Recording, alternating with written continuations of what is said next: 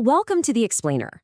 Today, we're tackling a question that looks like it defies the laws of physics, but in reality, it's the perfect way to understand them. I mean, you've seen this a million times, right? Birds just chilling on a high voltage power line, not a care in the world. So how come they're totally fine when we all know those wires are incredibly dangerous? Well, the answer to that little mystery, it actually unlocks the most basic rules of electricity and, more importantly, how to stay safe around it. And let's be real, the stakes here are life and death. I mean, look at this chart from OSHA.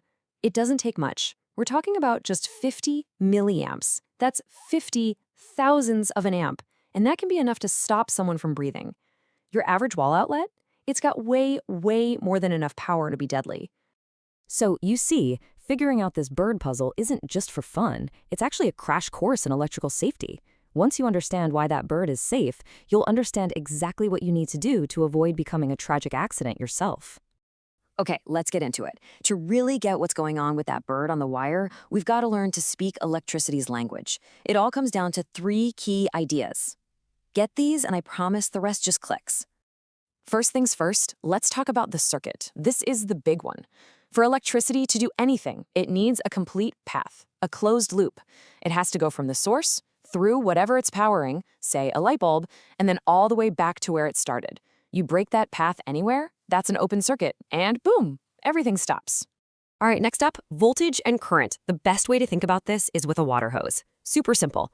Voltage is the pressure building up in the hose. It's all that potential energy just waiting.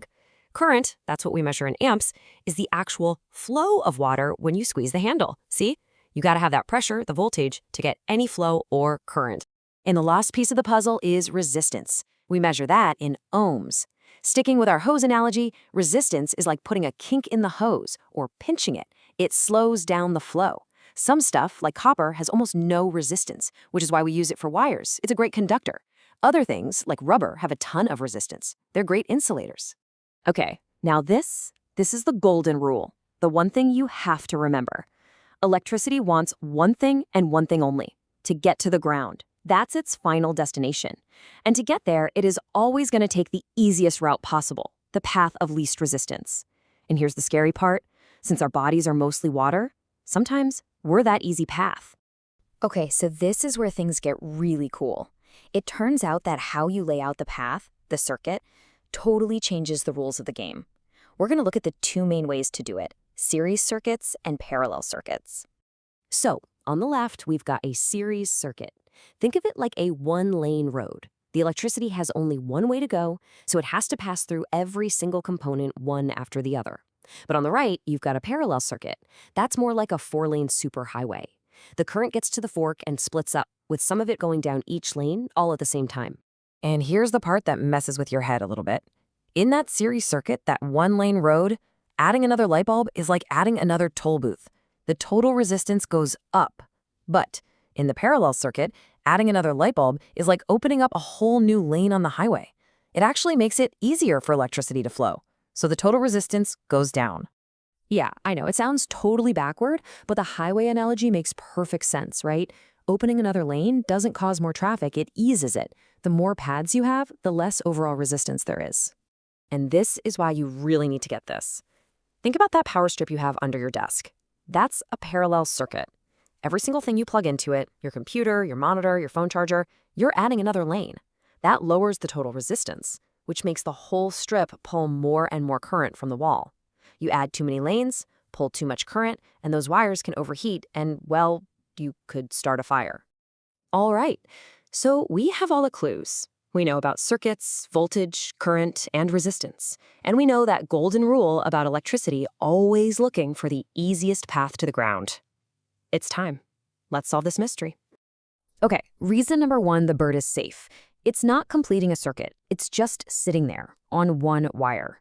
It isn't offering the electricity a new path anywhere, especially not to the ground. For that electricity, the copper wire is a freshly paved superhighway. The bird's body, that's like a muddy, bumpy back road with a bridge out sign. Why would the electricity ever take that route? It just stays on the highway. Reason number two is all about voltage. Remember how voltage is like electrical pressure? Well, because the bird's feet are so close together on that one wire, they're both feeling pretty much the exact same amount of pressure. There's almost no difference in voltage between one foot and the other. And that brings us to the final critical piece of the puzzle. Electricity doesn't flow just because there's a lot of voltage. It flows because there's a difference in voltage from one point to another. It's like a perfectly level canal. The water might be deep, but it's not going anywhere. You have to have a slope, a difference in height, for the water to flow. Since there's no real voltage slope between the bird's feet, the current just doesn't move through its body. It has no reason to. And that's the whole thing. The bird is totally safe because it doesn't check any of the boxes for getting a shock. It's not a good path to the ground, and there's no voltage difference to give the electricity a push through its body. So the current just ignores it. It keeps on flowing right through the wire. But this also explains why things sometimes go tragically wrong. If a big bird, like an eagle, stretches its wings and touches two different wires at the same time, or touches a wire and the metal utility pole, suddenly the game changes. It instantly creates a path. It completes the circuit. And now there's a huge voltage difference across its body. That's when the bird gets electrocuted. So you see, it's not magic, it's just physics. And these exact same rules that keep the birds safe are the very foundation of electrical safety for us. The goal is always the same. Make sure your body never, ever becomes that easy path to the ground. You know, in professional settings, they take this stuff so seriously, they have a system called lockout/tagout. Before a technician even touches a piece of machinery, they shut off the power, and then they literally put their own personal padlock on the switch. They also hang a tag that says, "Hey, I'm working on this." That way, there's just no way someone can accidentally turn the power back on while they're in there. Okay, and if you're ever in a situation where someone is getting shocked, your first instinct has to be to protect yourself. I know it's hard, but if you touch them, the electricity is just going to flow right through you too. You have to resist that urge. Never touch them directly. Your first job is to kill the power. Find the breaker, pull the plug, do whatever you can. And if you can't do that, find something that doesn't conduct electricity, like a dry wooden broom, and use it to push them away from the source.